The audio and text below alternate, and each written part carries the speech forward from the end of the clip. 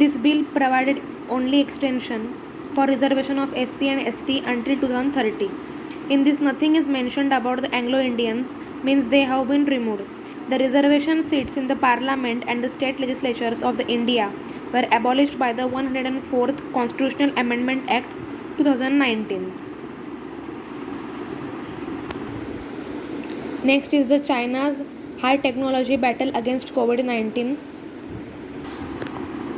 How China has been using the high technologies to combat coronavirus. See, the Chinese government has used the various private technology companies in China, and they have employed many technologies like screening is to screen the people for the high temperature and flu-like conditions, and to establish contact tracing to diagnose during the lockdown conditions to the suspected patients, and even to provide basic facilities during the lockdown conditions. A number of apps have been developed for data analysis and artificial intelligence AI, which are being used to track the infection patterns and identify clusters.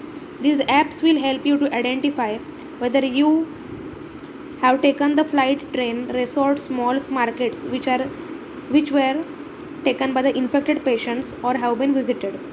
Apps which have come up which would make contact with the doctor and patients by virtually, which can avoid the contact.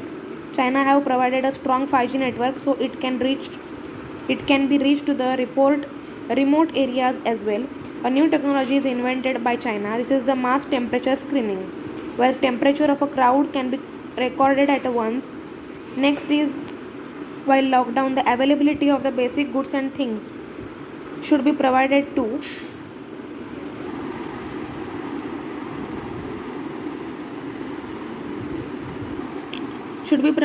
the everyone. So food delivery apps for things should be provided to everyone. E-commerce companies have employed autonomous delivery to avoid the contact at the possibility of transmission. An autonomous delivery vehicle is an automatic device. For example, an aerial drone that is used to deliver packages from a retailer.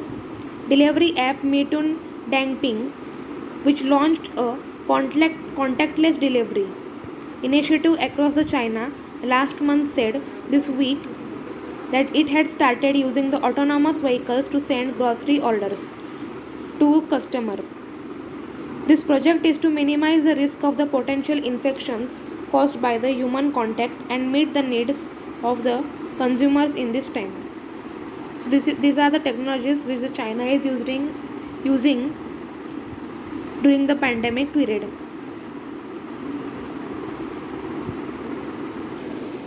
Next is the coronavirus. Modi calls for Janta curfew. Calling for resolve and restraint to fight the novel coronavirus, Prime Minister Narendra Modi has asked the entire country to observe Janta curfew on Sunday. He asked people to stay indoors and work from home as much as possible, while underscoring the dangers of coronavirus, saying the world has never seen a crisis as grave as this. Even World War I and II did not affect so many countries as the coronavirus has done, Modi said, asking people to avoid this mindset that the disease will not affect India much when it has hit many developed countries hard. Amid incidents of people hoarding food items in panic, Modi said panic buying must be avoided and essential commodities including the medicines should not be hoarded, adding his government is working to ensure their continued supply.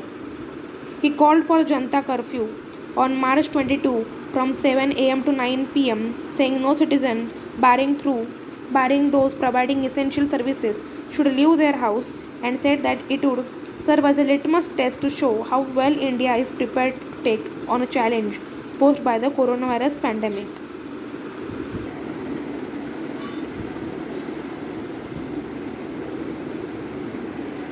During this curfew, we shall neither leave our homes nor get into the streets and refrain from roaming about in our societies or areas. Only those associated with the emergency and essential services may leave their homes, he said.